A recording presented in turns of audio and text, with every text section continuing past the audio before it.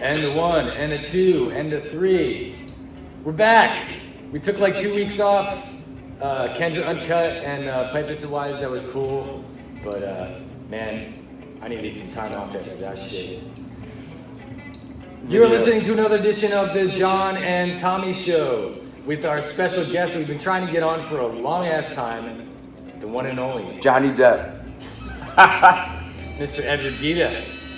It's been a long time Even coming. better. Long Even time better. coming. He's done his marathons for the season. He's back to drinking. My man. Back to drinking. It's been a long time coming. Thanks for having me, guys. Hell yeah. So you just got back from Key West, right? That's right. Yeah. Is this the second or third year that you've done that? That's like the race finale, right? For you, like marathon-y wise? For this year, it's actually just quite the intro, to be honest. Oh, shows what I know. Yeah. So I'm just kind of getting warmed up. It was my third trip down there to get a race on, but this is the first time I've done like a full marathon down in the Keys, which is a totally different animal. Yeah. I bet. How long was it? It was a 26-mile race, and I'm running in the tropics, so it's like... So it's like 85 degrees out or something? No, it was like more like 101 degrees, 102 degrees by the time the sun came up. Shit was fucking nuts because Or you wearing a tank top? I ran until the sun came up. I actually had to put more clothing on because the sun is just so fucking insane. It's like beating down on you and like turning your skin red. And you could watch your skin actually turn different shades while you're like running and shit. Yeah, it was super gnarly. So by the time the sun came up, I was like putting clothes on. But yeah, it was like 102 degrees by the time we finished, and the EMTs had their like hands full. There was like people dropping left and right. Also, just to say, that mic is way too fucking far. Why don't you fucking listen? And Eddie too, just like it should be like it's got like close. Real close? Yeah, real close. I know. I don't like cool. Okay. dick-shaped objects too close to my face. I know. It's because he's got the cock duster. That's right, man. It's the cock duster. This guy, this little guy. I could empathize though. I had one of those literally last John's week. referring to my mustache I wore for a costume. He's very a self-conscious costume. about it. I just like, here's the thing. You I see my apologize pictures for of it? myself with a mustache on Facebook, remembers from years ago. Like we were talking about, you had a little pencil one. And I was like, oh my God, mustaches are so creepy. I hate them. I'll never grow one again. Man. Boy, and now I have one. It's a leftover, but I want to. They should be a leftover. It's a leftover. They really should be a leftover. Yeah, you full beard to stash. That's a move you can make. You can't go back. Right. Can't go back to a full beard. Ain't happening. Yeah, I was saying. I can do the Hitler. I would say, oh my God. That's my only move from here. Is the Well, you Hitler. always got to go through when you're having fun shaving. You always got to go through the stages. You're like, all right. You did a handlebar. Yeah, I got the fucking Hulk Hogan. Yep. And I then just the Tom Selleck. I keep forgetting I have a mustache, and my theory is most people with mustaches are like weird gym coaches, perverts, or undercover cops, or regular cops. And then maybe some hipsters. Eddie, I think you were like, yay, some hipsters. I was trying to go for more, but like not anymore. So yeah. I'm like, okay, you know what? You're being generous. You're being generous with. Come on, Tommy. How long have you done this? Put your mic in the You're goddamn being holster. Generous. Everybody on YouTube is gonna be able to watch this. Yeah, I think people are just like, hey man, look at that fucking pervert. Anyways, it's good for the ego to have a mustache. I feel, kind of. It's good for a little while, but like, I've heard them called a lot of pejorative names. The flavor saver, all this stuff. I've never heard the cock duster. Really? Yeah, it's a good one. Oh, of course. What do you think it's doing? Duster. It's dusting the cock off. Yeah. Every Pretty time. good. Yeah, leads one Pretty to believe good. like, how does a cock get dusty? Yeah. And does one need a mustache Super to gay. like actually? Definitely. That's true. Definitely super gay. That's true. Yeah. For sure. Yeah. Maybe when you get older, your cock's just dusty. It's just dusty, man. Shake the dust off. Wait, you guys, that doesn't happen? No, not that much. Not yet. No, not that I've noticed.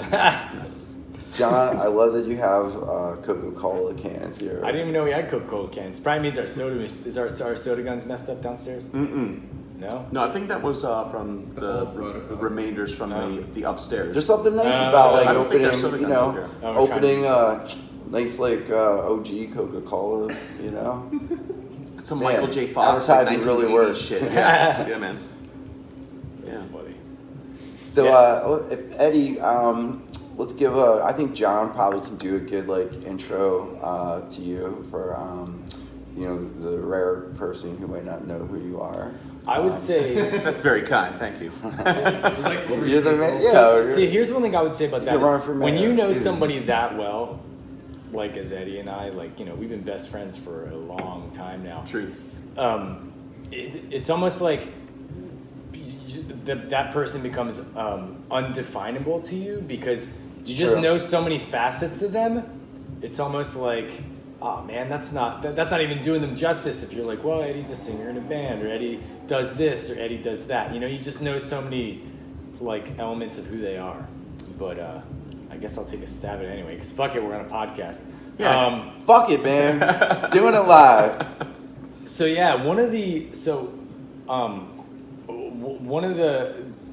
awesome things about Eddie, and you know, I think it's very relatable to a lot of people and all of us in certain ways, is that there's the whole thing of like when you are in high school, and especially when you have, you know, your parents like, oh, what are you going to do with your life? This is basically, this is what you're supposed to be doing. You know, you need to think about college, you need to think about your future, you need to think about all these social constructs. Like it's very much like college, settle down, get married, move to the suburbs, gain a bunch of fucking weight, talk about movies. I don't know. But The American dream. yeah, the American True. dream. Yeah. The American dream. And Eddie, out of anybody I know, is one of the first people to really like buck that system, like from a really early age. Like I feel like I was like a later adopter because I didn't really do it till. How long have you guys known each other? So we've known each other for quite a while, but we didn't become like really close until after Eddie got done basically like his An Albatross thing, because That's true. he was Yeah. away. He basically came here and DJ'd, but he was away for Albatross, of 10 course, years. is the band. Yes. An So let's- Albatross, yeah. So Yeah. maybe let's go back to the beginning of like what it was like for you, like high school, like, you know, maybe like how your parents, or like maybe your upbringing a little bit, kind of like Yeah. what made it different. What made it not only make you different, but like how much it was like kind of put you on the outside in a way, you know? Yeah. I remember, you know, I grew up in like the northeastern part of Pennsylvania, like Scranton, Wilkes-Barre area, which, you know, in the 70s and 80s was like significantly less enlightened as it is now, which is like saying something, because it's like, that's a really rough area, man. It's like just Pennsylvania style. Yeah, exactly. So I remember there was like this like defining moment in my life where I was wearing like something like ridiculous, like some fucking like Vision Streetwear t-shirt, and like... Were you a skater? Oh, I was a skater. Yeah, I was a skater, and like, course, you know, like yeah. in the 80s, I like really idolized all that Powell Peralta and Vision Streetwear kind of stuff, and I loved heavy metal and like all that shit, you know. So I remember just like wearing like a Vision Streetwear shirt and like maybe like a pair of Vans or something like that, and they were gonna take us from like where we were in like 7th or 8th grade, and they're gonna show us the high school. So we got like a little tour of the high school, you know, which is just up the hill. Okay. Dallas, Pennsylvania. You're wearing your Vision Streetwear, Yeah, you know. oversized shirt. Yeah. So it's like, What? I'm like, and at that point in my life, I'm like, yeah, whatever, man. You know, it's like my classmates, the people that like actually went to school with and lived the day in, day out with, just had like a certain level of like affection and respect for me that like, you know, I was able to sort of like do my thing without much interference. So I get to high school where it's like, you know, you ever look at kids that are in like 9th grade versus like kids in 12th grade, or 8th grade versus 12th grade? There's a massive gradient difference, right? Kids that are like, you know, in the 7th and 8th grade are like skinny little kids that are just like prepubescent versus like fully grown adults that are like seniors, right? Yeah. It's a fucking animal zoo. It's a good man. point, They man. For throw sure, everybody for sure. in. Throw them all in together. Yeah. And the intellect Let the is big like, ones sort it out. Yeah. you got it, man. So it's like this weird Darwinian sort of like merging. So like, I remember like getting escorted through the halls, and they're showing us this like high school that we're going to like go to in the year following. Terrifying. Terrifying. And I remember these kids, like this is like probably like, I don't know, God, 1990 or not, like, yeah, probably 1990. And these kids with these like long mullets, jean jackets, like, or football jerseys or football coats or whatever, they like watch me run, like walk through the hall, and they said like, next year, faggot, you're dead.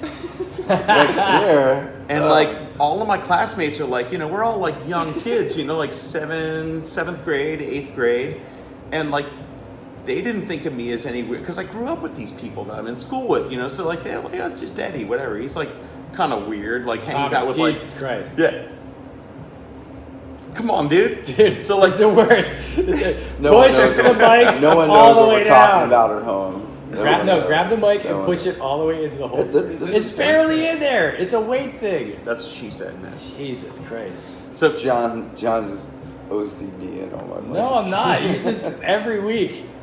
All right. all right. All right. Is that good? Sorry. Go ahead. But yeah, the crux of it is like, you know, next year, faggot, you're dead, was like this sort of like premonition of like how I'm just like, it was the first time in my life that I felt like it's like, oh dude, I'm like living on the outside of society in some sense, you know what I mean? Was that your first recognition of that? Yeah, it In, truly like, was. Eighth grade? Yeah, definitely, man. Yeah. Like, high school's gonna suck. Yeah, high school sucked, and then I went to that high school, and then I Yo, got, listen, we real quick. Yeah. I had a horror story similar to yours. Mine was more like awkward. So we did the same thing. I went to like this Catholic grade school, Yeah. and he took us on a tour of the high school. And this like hot high school chick was giving like the talk to all the kids. I was like, man, high school's gonna be cool. Like, look how high school girls are. And she's like, and then she goes, any questions? And I said, yeah. What time is recess? And she laughed at me in front of like, and I was like, recess? What grade are you in? And I said, 8th grade, you know. I go, oh, high school doesn't have recess. They don't call it that. So that was humiliated by like some beautiful woman. Yeah. Anyways, go ahead. Yeah. So yeah, long story short, I went to that high school and wound up getting into a fight almost every single day that I was in that high school. Yeah. And this is like pre-Columbine, so it's like really hard for people in like 2018 to imagine like what school was like when we were coming up. But it's like, dude, you're fucking defenseless, man. There's like 20 dudes that like hang out by a laboratory, and they're all fucking like smoking cigarettes and like prison environment. Yeah, basically they're like, low-key yeah. prison environment. they're sizing you up, and they're like, yeah. they want to beat your fucking ass. They just Yeah. want to take you down. And one thing that you and me have in common with that too, I totally know it, is just like how we are. I've seen like photos of you when you're younger, photos of me when, like, we were like pretty effeminate looking dudes. You know what I mean? Truth. Like, I mean, we were effeminate looking, like when we're, shit, we're still fucking effeminate looking dude. But but back when I was like 14, you know what I Yeah. mean? Like, oh my Fresh god. meat. Yeah, same thing. I would Fresh get meat. Like, fuck these kids Everybody up. thought that I wore lipstick, or like I didn't, you know. Yeah, I had just the like mascara. I got called like, you know, fag all the time. Yeah, same What Faggot high was like school my were you middle guys name. going to, man? You sound terrible. I went to Like- Catholic high school. Well, I eventually went to Catholic high school because I was getting in so many fucking fights that like it got to a point where I published a fanzine, because back in the day, like punks, that's what we did, you know, like this is like 1992. Yeah. I made a fanzine. I was just calling That's all cool. these motherfuckers out. I'm like, yo, these people are like slipping through the cracks. Like, I'm getting oppressed here in fucking high school or whatever. And That's a really creative outlet. Yeah, well- honestly, to like to voice what the hell's going on. To So my- you handed it out to people Handed in the it out high to school and whatever. my mom That's helped fucking my awesome. mother helped me like photocopy this That thing, is so and I don't think cool. she really like put two and two together, because literally like I gave the zine out on a Friday, and Saturday night my mom gets a call on the phone, and like it was a concerned parent. It's like, this is back in the analog days where it's like, hey, this is a concerned parent of your son, or like that student that goes to school with your son. And I just want to let you know that there's like some sort of plot that there's going to be a stabbing and your kid's going to be like gutted in school on Monday. Like, I'm just letting you know because these kids took massive offense to the stuff that your kid wrote. And my mom hung up the phone and said like, all right, you're not going back to school on Monday. So the following Monday, I was enrolled in Catholic school. You Jerry McGuired the situation. Sure did, yeah. You said I wrote a manifesto. Wow, Dude. I didn't know that at all. Yeah, it was Wow. serious. I mean, this is like a Wow. really like pre-bullying, like sort of enlightened sort of era in high Like, school. You Todd's know a what I mean? bitch. Kevin's a bitch. Mike's a bitch. Fuck these guys.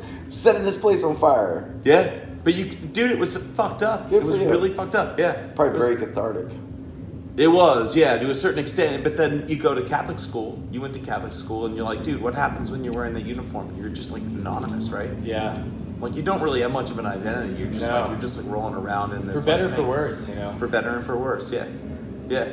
I feel like that makes, at least for me, it made me more wanting when you weren't in that uniform or doing anything outside that. Like Catholic schools. I always wanted to, and I know you can talk kneeling about this too. I went to shows. I went to shows in Philly because I lived right by Philly.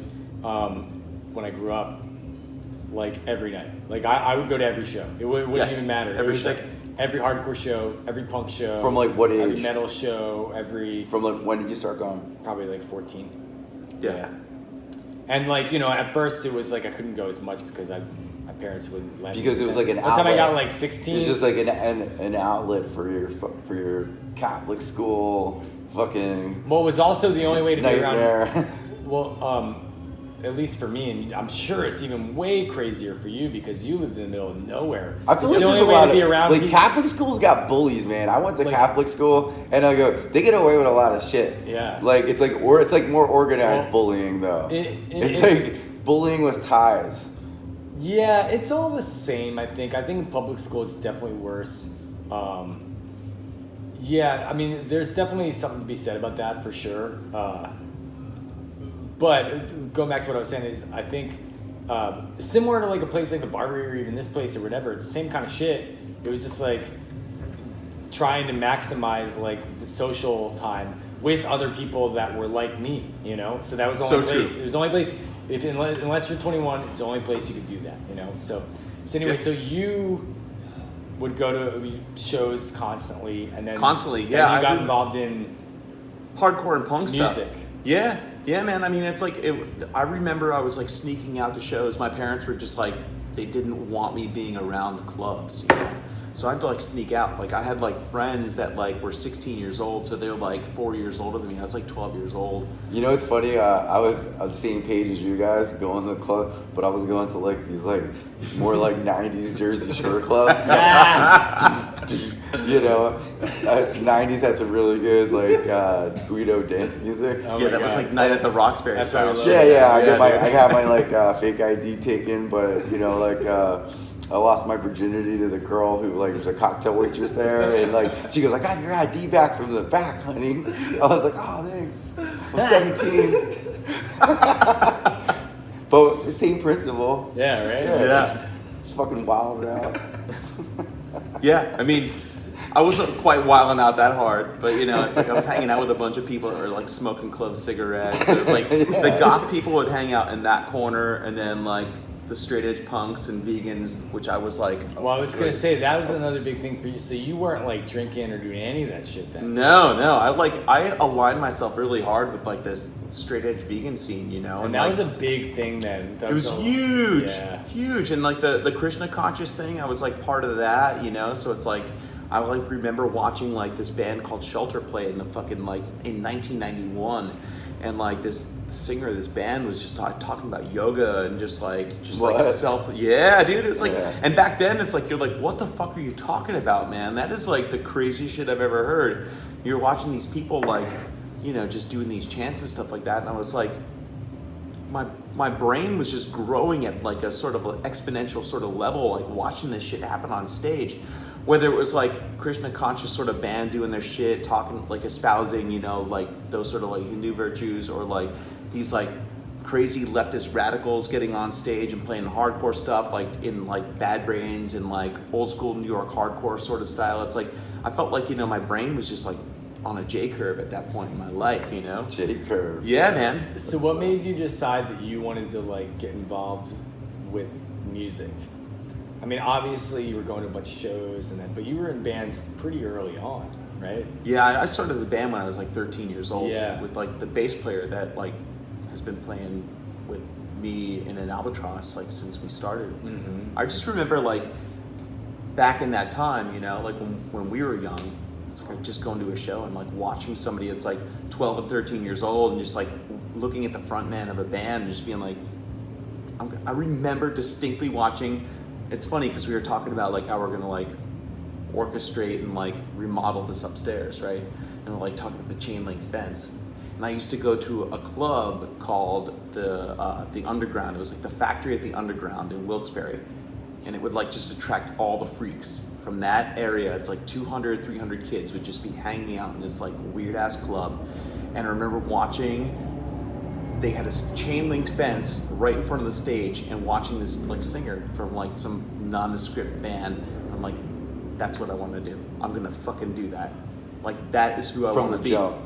Yeah, from the jump, I just watched it. I'm like, I could do that. I want to do that. And that was like at 12 years old or 13 years old. I just felt this like, almost like soul style, like just like calling to like make it fucking happen. So you started a band. What was the name of your first band? First band was called Dry Spell.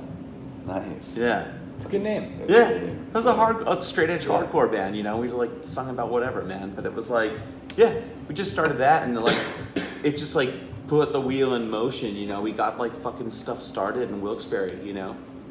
That scene like grew. How do you feel about like straight edge lifestyle now, having looked back on it? Like, that's a good question, man. I'm obviously not fucking straight edge at all. Not any longer. But it's Man, like straight edge dudes fall off the wagon the hardest. they sure do. They sure do. Yeah, but honestly, I think that like when you're a young kid and you're coming up, especially in places like where we grew up, you know, it's like if you're, I mean, like a metropolitan area, it's a different deal, man. The argument can be made. It's like, you know, a good influence because it keeps, It's the good. young I kids think off what it drugs is. and shit. It's the right. You know, people can say here and there whether it's a great. You know, there's a lot of different opinions on it, but I think for that time period, it's great because I didn't drink. I didn't drink until I was like 22. You know? We are both like very much late bloomers, man. I didn't Really? drink it. I think the first time I drank was 23.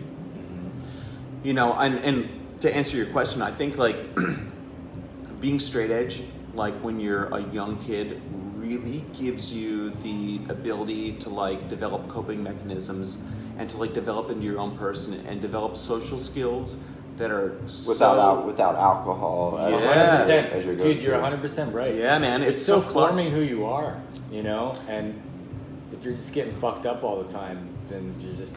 Because, not to sound like whatever, but as you get older and you drink more, it's like that amount of time that you're spending doing like really like soul searching and like all this like crazy creative stuff where you're like kind of forming who you are. You know, you can't do that if you're out drinking every Fuck no. You know, you just can't. You know, so Yeah, I mean, a lot of my friends, the cool thing about the 90s, you know, is that like when we were all coming up, it's like I hung out with like tons and tons of raver kids. I hung out with like tons and tons of like tequila. hardcore kids. Anybody want a drink? Yeah, I'll have We another. were talking about not drinking and then Yeah, I know. Everything's Goddamn. retail. Double tequila and soda. Podcast Tequila rocks. is Tequila on the rocks. brought to you by alcohol. What do you want? you got another Coke? I would like a shot. Let's do it. If we're gonna drink, we're gonna A drink. double, a single, and a shot. Yeah. Should we take a little break or? No. It's No. Gina set us up. Thank you. Cool. Thanks, For Gina. level. Make sure our levels are good. Put on autopilot. Autopilot. So okay, so you had your first band, and I'm because I guess my Dry history spell. of you is Dry spell. Which is Little- probably the only time that this has ever been recognized. Put up Like little, that I love one it. show, You know, put up like you that put up early little band, you put up yeah, little right. posters around. You're like, you're like wanted. Wait, what? Do you remember what your poster said? What you wrote? We literally never had something like that. We played one show. Oh, that wow. was the end of it. But then we like started working, and then eventually it just became this thing where it's like, you know, I was like this Did guy that that turn was. into An Albatross? Yeah. It eventually did. Yeah. Great Yeah. literary reference. That's right. Rhyme of the Ancient So yeah, I actually Oh, want to yeah. spend a good amount of time talking about that because I think that to me is so important, and then like kind of like the after An Albatross sort of stuff that because Right. with that, that's when you were getting in an age where you had to make some like real big decisions. Sure did. You know, Yeah. because you come from like a traditional family. I know how that is. Yes. That pressure is always. It almost makes you want to like skip out on holidays. and Traditional shit. family. Because in all what the sense? families like well, you know, basically what are you doing, what are you doing, what are Right. you doing, and it's you know, you're the type of person that, you know, you take all that shit to heart, you know, so it's Absolutely. probably man. a constant battle between the and if anybody hasn't seen Eddie perform, you should. He's one of the best frontmen I've ever seen, and I'll Thank you, man. Thank you. It's kindly. 100% the truth, and you know, I've obviously seen a shitload of shows or whatever, but like, Right. you were born to do that shit. You're Thank you, man. Amazing at it. Tommy, have you ever seen Eddie? No, I have not. I've Oh my experienced. God. You would literally just be like, holy fucking Yeah. shit. Because for all of the, like I said, you know, you take a lot of that stuff to heart, and you utilize being as an artist, being in a band as that outlet to like really let it out. But For man, sure. you like let it out. You like Oh yeah. Yeah, man. You completely let go, and you're one of the few people that do that. Most frontmen you can tell they're just like, I don't know.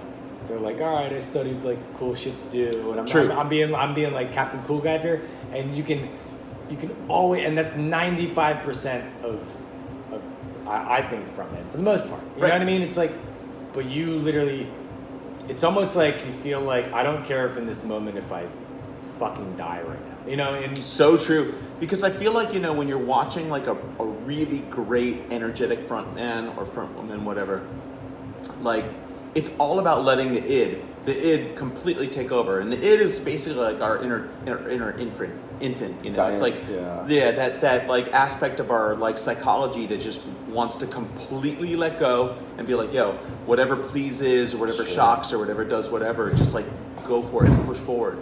And yeah, it's like, it's very fucking hard to tap into that. You know, it really is, especially as we grow older, you know. It's like when you're in your 20s and your 30s or whatever, you're like constantly like thinking about who you are, like what your position in life is supposed to be. And then like you get up there and you're like, and I've noticed this, you know, you get on stage and you do that and it starts to attract like people that are just like dying to grasp onto that because we're just like so fucking like kicked down. What do you mean? In what sense? What do you mean? People are kind of like dying to grasp onto like what, just the sort of like that rawness, because it's a spectacle. They don't ever see it. Like, for me, I think An Albatross is a great band, and has like a crazy energy to it. But Our I cocktail will waitress say is say back. that musically, it's the soundtrack for you to be able. I mean, that's just the way I see it. It is the soundtrack for you to be able to completely lose yourself. But hold on one second. But that's one of the main reasons that An Albatross got so popular. You know what I mean?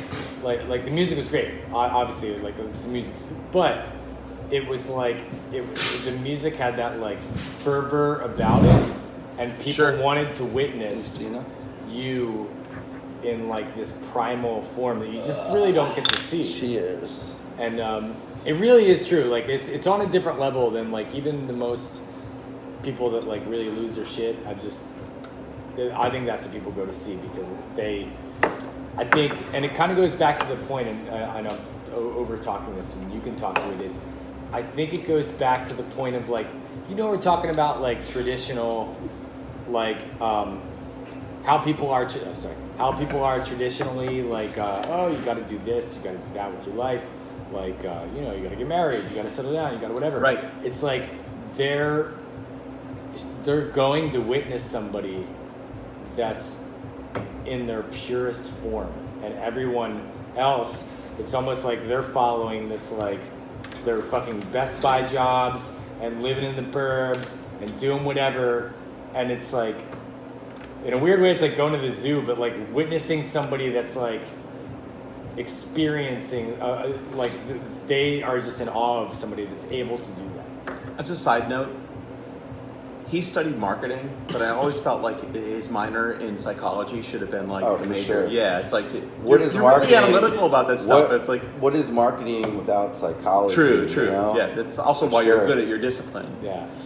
But yeah, I mean, it's true because I feel like, in like, for example, like when An Albatross started, it was like the late 90s, and then like we came to like a prominence in like the early 2000s, and I feel like that was the beginning of like Nerf culture, where it was like every 90-degree angle had to be like buffered. Everything that was like going to be like in any sort of like sense where it was like, yo, my skin is very thin, I can't take this. It's like, that was when like, that was on the uptick, and what we were doing was like very much like akin to like what the Dead Boys in 1978 were doing, and what the Stooges in 1969 were doing, and like, even though we don't sound musically anything like that stuff, it was like the performance and the sort of like spirit was still there, where it was like, yo, you come to this show, you're gonna get like this visceral experience, and it's like you might wind up like bleeding or like whatever, but it's like you're going to be like emancipated in some sense, and like watching. Are you a mosh pitter? I was, yeah. Oh yeah. Yeah. I was when I was a kid, but like It gets rough in there. It sure was, yeah. And like the kids that came out to see us like really enjoyed that sort of stuff, and that like sort of experience where it's like, yo, like give me something fucking raw and real, man. Damn, what if this like a great experience of the mosh pit? This is like whoever fucking invented that was like a genius. Just get in, let's go crazy. Yeah, because there was a void in civilized society for that sort of thing, and like I feel like the band that we were in will really sort of like complemented that at a very specific point in time, you know. If you go to like I went to this is terrible. I went to a Limp Bizkit show. Of course, probably, Right. it's probably like the one live show you've been there. The one last week? No, it was like 2 years ago. My friend Jill. 2 You years went to see ago, Limp Bizkit dude. 2 years ago. And That's I the went, lamest shit I've ever and I think I was. You're like, I didn't get to see them when they were. I was like, when their first album came out. So there was a The reunion tour. yeah. So there was a mosh pit, but it's like at a Limp Bizkit show, you know, and everybody inside's like, hey, we're kind of moshing, you know. Nice. Yeah, it's the last mosh pit I was in, but it was pretty sick. Dude, being in a mosh pit when you're in your like 30s and 40s hurts. The next day you wake up, you're like, Jesus I just walked Christ, through, this is terrible. kind of, you know, a couple. I also think it's really sad, like seeing like a 40-year-old dude like in a mosh pit. It's like, dude, get the fuck out of here. You're a dad, man. Get the fuck out of here. Like, you're out of shape. This is how I cope with the pressures of being a dad. Yeah. You don't know me. The last mosh pit that I was in. I just look like I'm riding. It's this or I kill some hookers. What do you want? It was really bad. Kill some hookers. They all made poor life choices. Last mosh pit I was in was literally the decision I made to start like running, because I was at an Anthrax show. Yeah. I grew up loving Anthrax. I went to see them at TLA. I remember like I was there with like Stevie from the Barbary, Dan from the Barbary, and like we're watching Anthrax play. They're doing their thing, and I'm like I devoted. I was like, hey, we're going to fucking mosh the whole show. So we got in the pit and we're like moshing around and stuff like that. I made it about 8 minutes. And at that point, I was like probably 20 pounds heavier than I am. Hey, guess and I'm what? like watching it. I'm like huffing Sounds and like puffing. a great workout. It was fucking terrible. I was like, this is ridiculous, man. I'm Dude, like 20 pounds heavier. Holy shit. shit, yeah, dude. I was 20 pounds heavier. You know, I'm like probably like a lean 135, 138. I was like almost 160. That's Bruce Lee's fighting weight, 135. God, that must have been 2013, 2014 at TLA. Wow. And I felt like shit. I just remember like being like we were Still doesn't kids. really sound. Get me honest. It doesn't really sound like a lot to the average person. They'd be like, "Oh, you're 155 pounds." Yeah, but They're you know, like- I'm 5'10", But 5'11" on you're- a good day, you know. Yeah. But it's like Jesus Christ, you know, like you get there to that point where you're at a show and you're like dancing around like you used to when you were like a teenager. And it's like, no, I'm really fucking out of shape. Especially like post band, you know. I used to be like very much in shape while I was on tour because like Drugs and alcohol. drugs, alcohol. I had no fucking money to buy food, so it's like I basically lived on like whatever I could like forage. Yeah, peanut butter sandwich. Cool. That's right, yeah. Peanut butter sandwich, white rice, you know, that kind of shit. And it's like you get off of that and then you start becoming a service industry person where you're like tending bar. Right. It's like fast forward like 6-7 years, it's like you look like most bartenders where they're Yeah. just like, you know, they're like got like a massive amount of gray and blue under their It's eyes. fucking hard and they're work. like Skinny guy Whoa, gut. that's Yeah. really Skinny really guy The gut. unsexiest perceptive. looking dude ever. He's Yeah. the skinny guy with the gut. and don't see the sun at all. No. Yeah. It's a thing, man, you know? Yeah. I was you're gonna right. say somebody that's got the skinny guy gut. No. I've made fun of him enough in this podcast.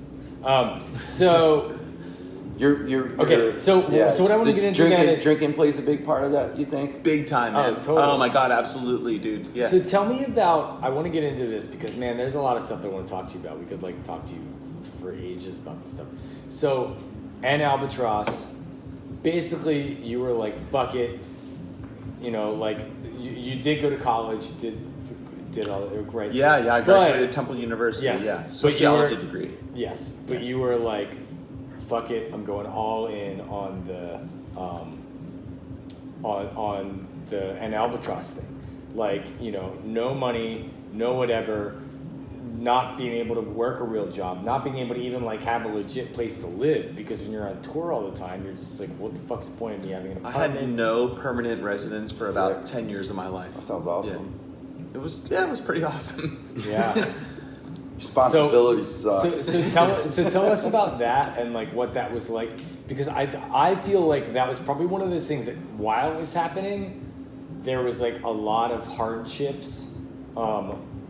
It was obviously probably fucking great, but it was also probably stressful too because it's just like there's not what. It's always You're always getting stresses no matter what. You're getting pushback from every angle. If your stress is no matter what. You stress because you don't have a stable place to But stay, I'm sure or you're stressed because there's always the stress. Well, there's it's about also how you the handle girl- like stresses. There's you know? also the fucking girlfriend. Always, that's yeah. like hates that you're away But all the like time. I found like people will always find this a different thing, but the same amount of things to stress about. Like, Yeah. That's well, true. there's nothing to stress about. I'm gonna fucking create something to stress Yeah, about. you're totally Like, right. like you that ever is hear very like true. stories people win like fucking the lottery, right? And they're like, I won like $18 million, and like somehow, like almost like to a T, they just fucking like Dude. make their life miserable You know and what? lose all their money and It's- fucking like wig out. To compliment your point, man, I was like brushing my teeth today in my like shitty apartment, and thankful like I live in a really like beautiful section of town, but I live in like a really nasty apartment. I'm like brushing my teeth, looking at like my face in this mirror that is like, you know, in a medicine He cabinet. actually that's lives just in like the basement of Voyeur when they're not I'm open. close. He's joking, but I'm very close. So But it's we're in like the I'm like basement of Voyeur brushing my program. teeth in the mirror, and I'm just like, you know, like thinking about it. I'm like, yeah, you know, it's like I'm poor, but I'm happy. You know, it's like really, it's like Relatively, you're not poor. You might say, come on. Yeah, I mean, Relatively. you're right. You're right. I mean, if you really, it's relative to like the way that we all live, but it's like I don't like really own anything. You know, it's like I'm not like crazy in debt, but I don't own anything. So it's like it's really about striking a balance, man. It's like if you need to like if you're really thinking about it, it's like happiness. It's relative to where you're at, man. With like wealth. They say that's an old formula. It's Poverty, like whatever. your expectation, or not your expectations, but like your level of satisfaction is related to your happiness. But maybe happiness is overrated. Like, who's ever really happy? No one's ever happy. No. Like, I'm happy for The a Western little while. world, Jesus Christ, Sometimes dude. I'm like, hey, I'm happy. Like, that happened. I'm like, then I'm like, I think that all the time, bored. and like So you gotta keep moving. the 18. You always got to go back to the 18-year-old version of yourself. That's why people go to shows. If I'm like the 18-year-old version of you, would be like, they want to see. fuck you asshole. You're like bummed out today because of whatever. Be like, Jesus Christ, like I was getting my ass kicked and getting made fun of, and it's like, This is you're the like total, fucking great. This is the total second, whatever they think they call it. But John, we're doing this podcast here over at Photo Club upstairs, and like the woodwork behind this bar is fucking killer. Oh, thanks. I saw it before, Hey, but man. like now that I'm a little high and I've been staring at it for a while, like it really was admiring. Well, like it. I said, we don't know what we're doing, It's that- but who did that wood? Brian and Ryan. Everything that's Wow. done here is all just all of us. Looks Barbary. great. It's all Barbary. Really does. Talented Looks motherfuckers awesome, just man. doing their thing, man. So okay, so Can't wait to embarrass myself up here. I'm sure you will. So I was thinking about bringing that PYT party back, as long as you don't go behind the bar. Taste the I feel like we've developed a It better wasn't called the relationship. PYT party. Oh yeah. Wait, no, it was the Yachtsman party. We should do a PYT No, party next. listen, Gina and I are working on a Nickelback night. Oh Jesus Oh, my God, Christ. no. Dude, it will happen. It eventually will happen. It'll also include other songs Fuck like that, Hey man. Delilah Fuck. Listen, and One Guys, Headlight. didn't you hear I'm gonna like put my boot down on that one. dude, Hey, 2001 happened, man. DJ, keep your dick beaters off of this. This is our idea. Irony is over, dog. Shit. Your dick beaters. Yeah. Rump eaters and Keep dick your beaters. contester off that Dick fucking beaters idea. off of this. God damn it. All right, so An Albatross, 10 years on the road, traveling around the world. If anybody doesn't know, like you literally, that's what you did. You, like, We did some traveled around shit. the world. I don't like to sing my own accolades, Of course. but we did some shit, you know. So I would say, Dude, give me- the level give of pussy being on tour has got to be amazing.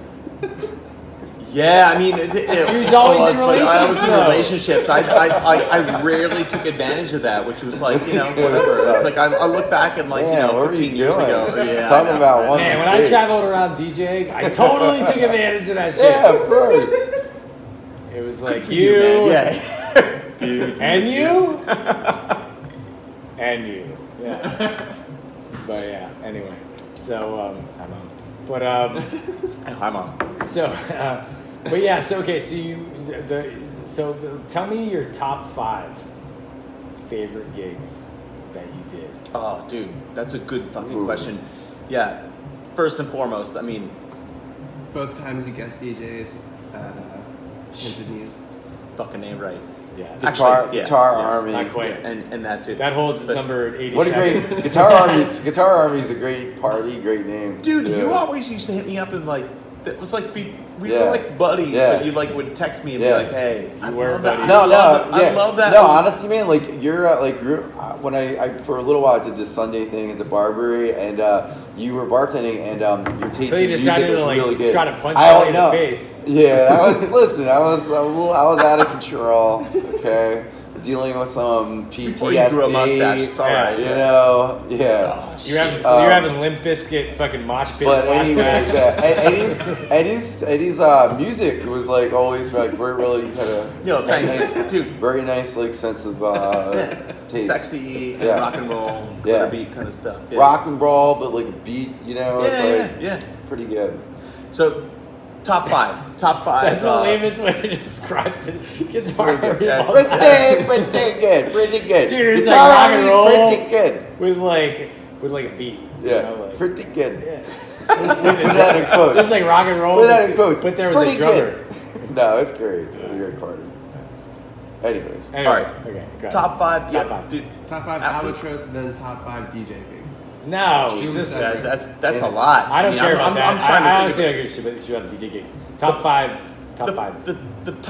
The number 1 was One. we got invited to, we played a gig with actually this band called Wolf Mother They opened up, like, they were Yeah. touring with Guns N' Roses. They opened up for us at, like, I South love by Wolf Southwest. Mother. Yeah, Yeah. they opened up for us They were at, hot like, for back No, then. Yeah. They had like they had a really big song for a while. It was they like, did, yeah. Yeah. Woman. That's cool. Woman, yes. Anyway, so okay. We played a show with them at South by Southwest, and like there was a whole bunch of like, this is like, god damn it must have been 2004. There was like a whole bunch of like PR that like they paid for to like have come out and see them play, and like You guys blew them away. yeah, we got on the stage and just like abided by that whole kick out the jams motherfucker kind of Yeah, thing, where it's like, yo, like if you're playing with a band, you upstage those motherfuckers by any means possible. Yeah. Played a fucking great show. I think the cops got called on us. Like, you know, there was like a label that was like courting us that bailed like us out. Like, you know not who like hates that? DJs hate DJs. The bands hate that too. Like DJs always hate it. Like big DJs when Yeah. someone opens up to Yeah, them they're and plays killing like, it, yeah. like, why are you playing the jams, motherfucker? Like I'm playing the jams. Right, that was you gonna be know? another question, but okay. So we continue. played this show, and like there was a couple of people from overseas that were like watching us play that were like courting us for like playing a festival. So the best show that like the number one show I ever played was we did 2 gigs in a weekend at Iraqian Festival, which was like nuts because like it was I don't know, it was like 100,000, 200,000 people over like 3 days. And like we had never played, like most of the gigs we played were like in a room that looked like this, you know? And then we showed up in Paris. I've never been overseas before. We got passports just to fly over to play this. Paris sounds awesome, man. Yeah, so Never we like been land in there. Paris, we're getting our passport stamped and all that kind of shit. And then like the stage that we played on was like this size, you know? So we get up there and it's like, we're playing right before the Pixies get on stage. And it's like, it was fucking absolutely surreal. And I'm talking to the promoter, and the promoter's like, yo, thank you for playing here, you know. It's really nice to have you guys. Like, I've been such a fan of you since like John Peel from the BBC was playing your stuff. Because like sick. we listened to BBC here in France. And it just blew my fucking mind because I had no idea. Like I knew who John Peel was because I listened to Peel sessions from all my favorite fucking bands. So we got on stage and we're playing in front of like 60,000 people. And then the next night we played the same thing. It was like, so that's 1 and 2. You know, we did 2 gigs. Because back then we used to play for like 15 minutes. So like they just figured it's like, all right, let's like stretch these guys out a little bit. Wait, And, how like, long did you go for?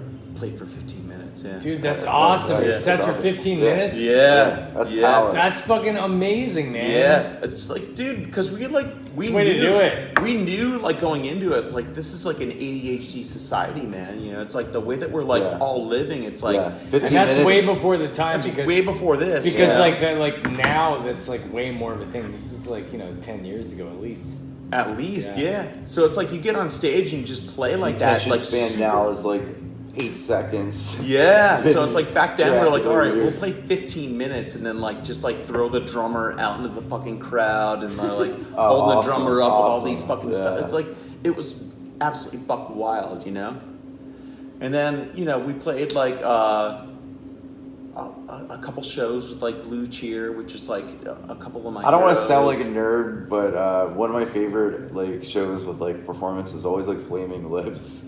Like Oh, I love them. He's like goes the amount of energy Yeah. and like care he puts out. What's Wayne his name? Cohen. Wayne Cohen. Oh, Yeah, Wayne Cohen. Yeah. He puts Wayne out Cohen. on shows. It's unbelievable, man. I saw him perform at Penn's Landing. It was Dude, like a yeah. 101 degree day. I was like, I had this little pass. I was kind of like backstage, right? Right. He's 101 degrees. Everyone's dying.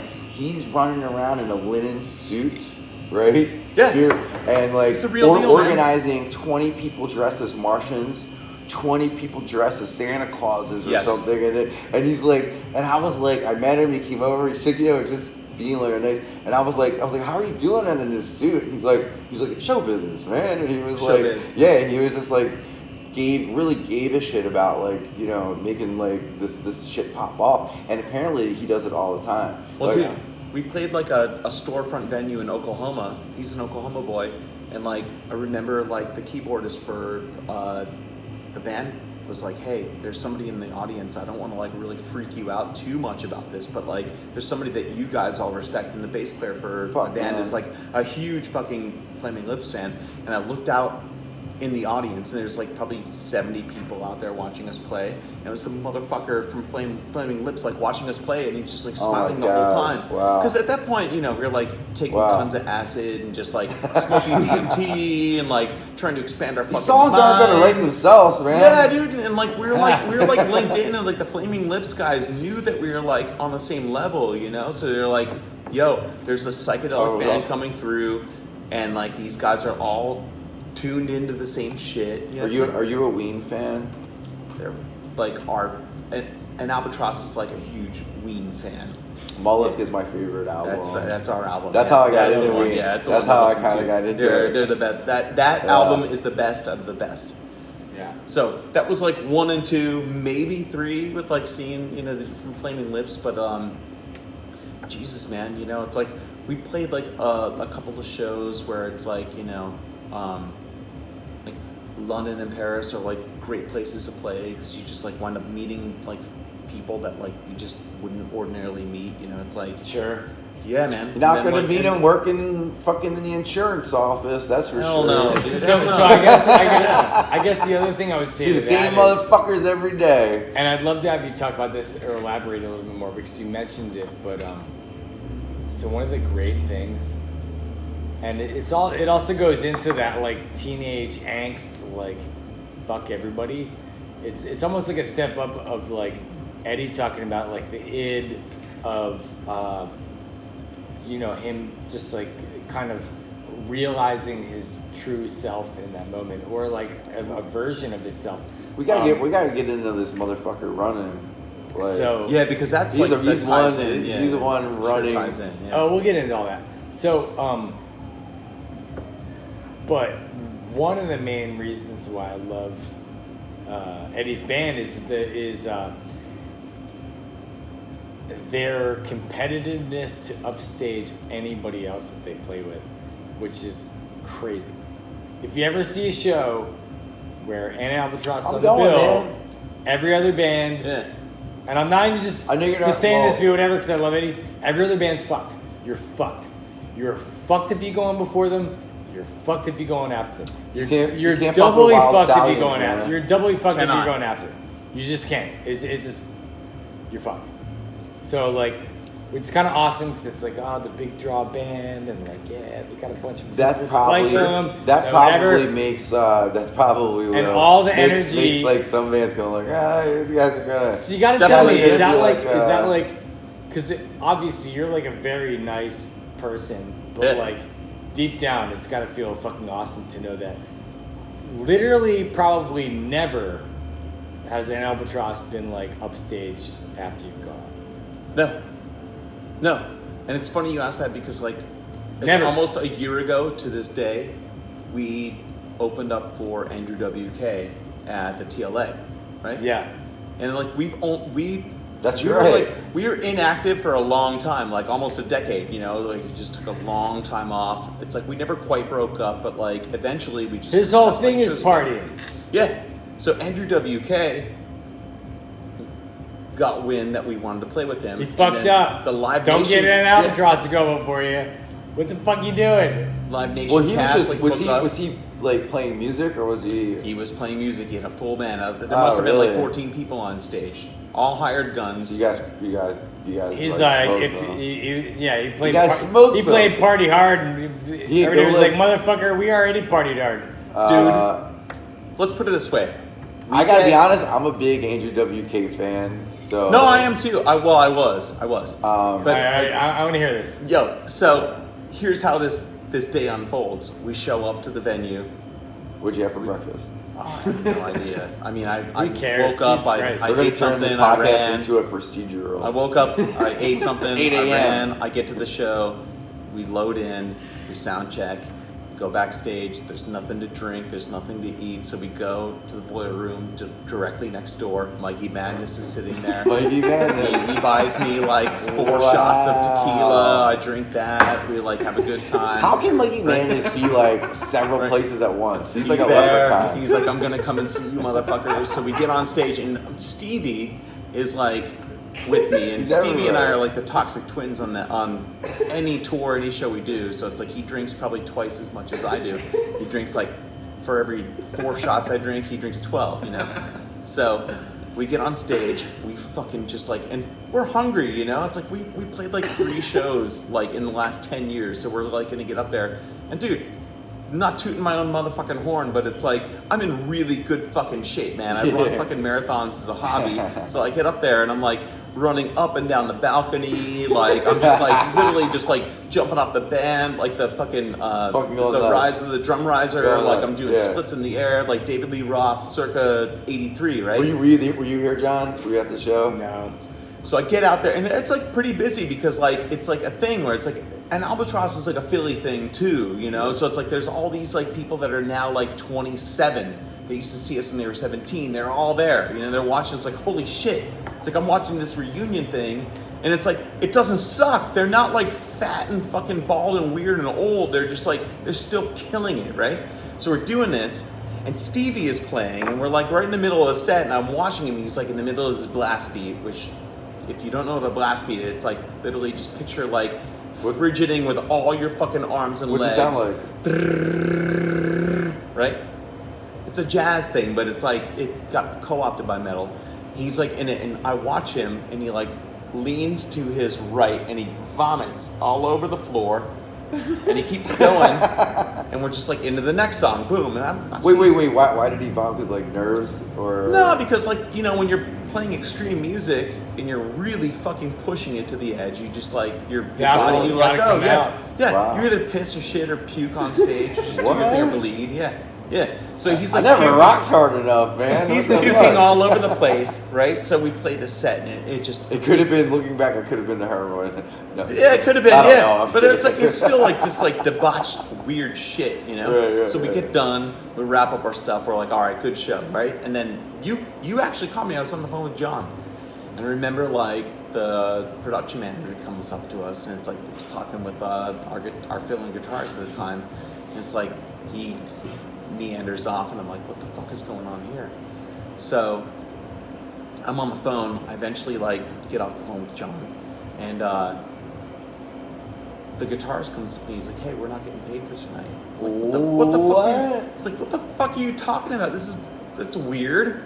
I'm like, what happened? It's like, well, we're gonna like try to iron it out, but Andrew WK's manager came up to us and says that like the smell of puke is still on the stage, and Andrew's got a really sensitive nose, so What a bitch.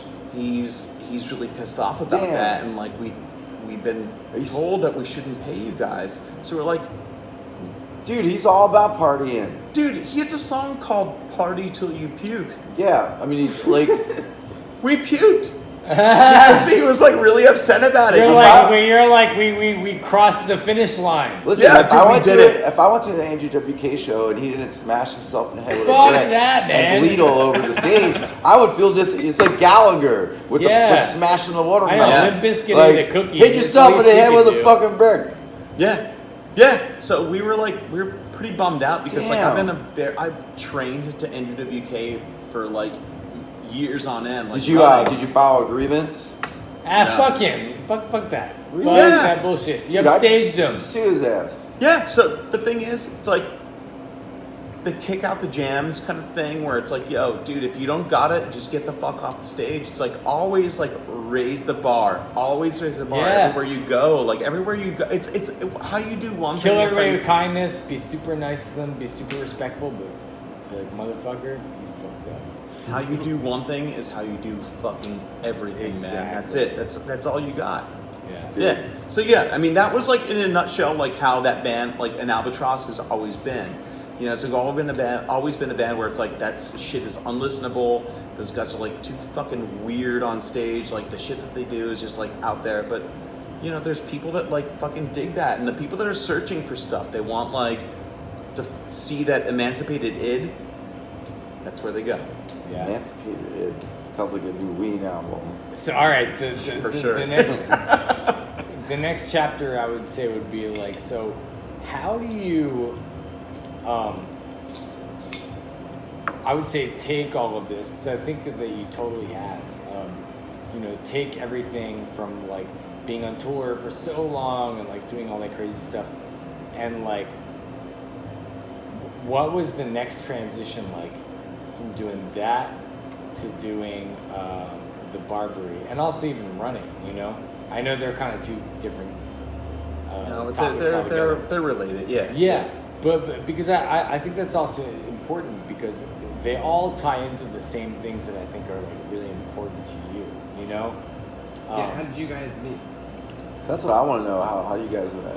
So we knew each other for a while, but we basically knew each other as like Eddie was DJ, I was DJ, and that was about it. And what really brought us together, honestly, we didn't really know each other. No, we didn't even honestly Before know that, each other yeah. that well, really.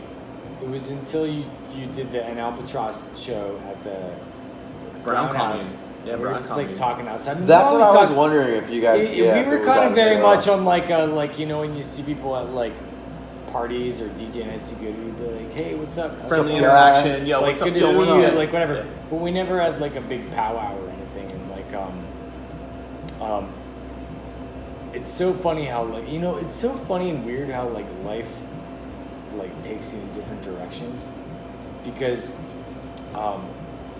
before that I just knew Eddie as like a guy that toured all the time and like DJ every now and then.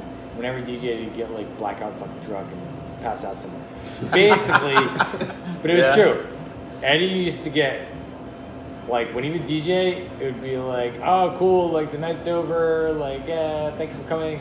And then Eddie's, like, asleep on the stage, completely, like literally asleep on the stage on the floor or something.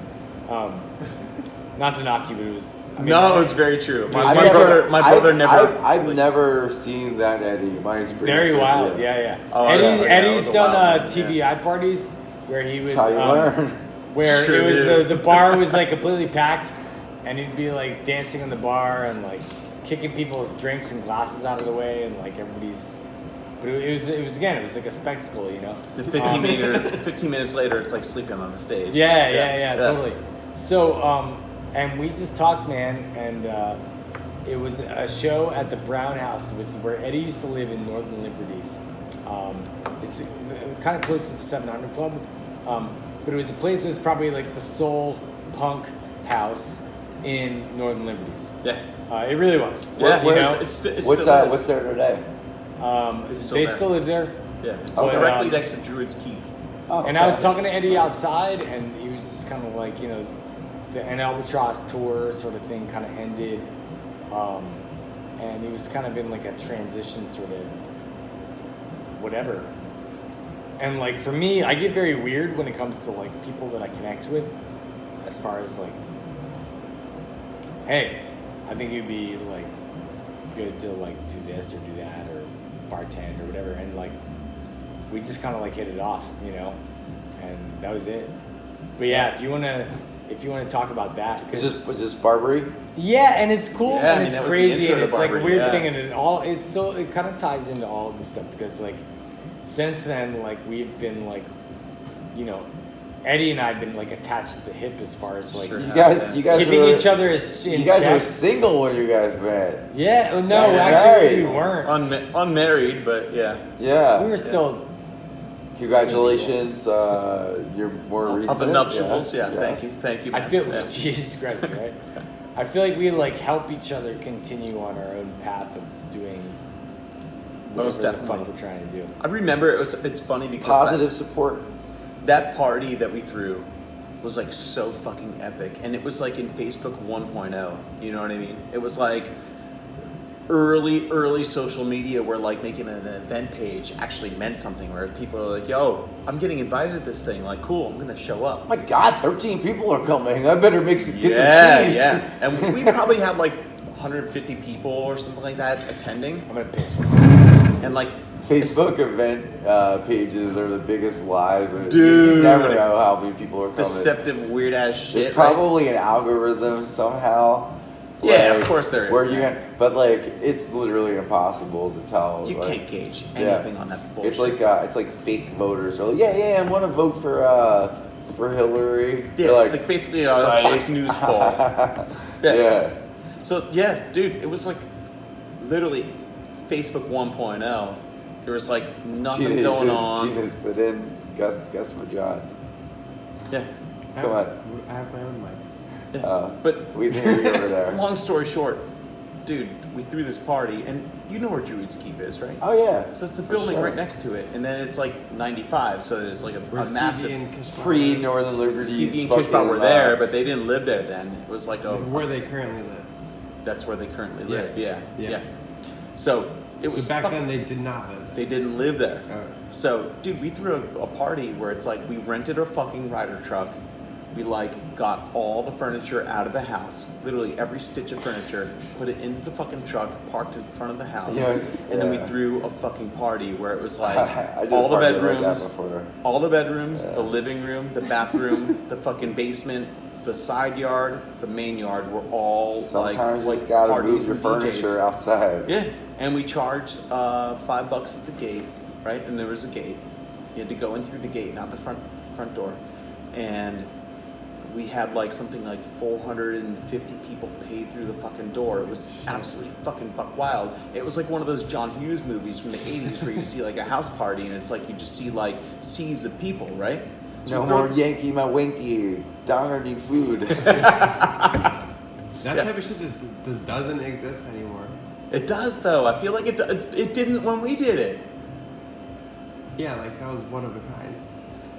I didn't feel like it was. I mean, maybe it was at that point, but it's like we threw this party and it was like, you know, we went until like, I remember I was like on mushrooms, maybe Yeah. some low grade acid. Yeah. I was smoking weed. I was drinking.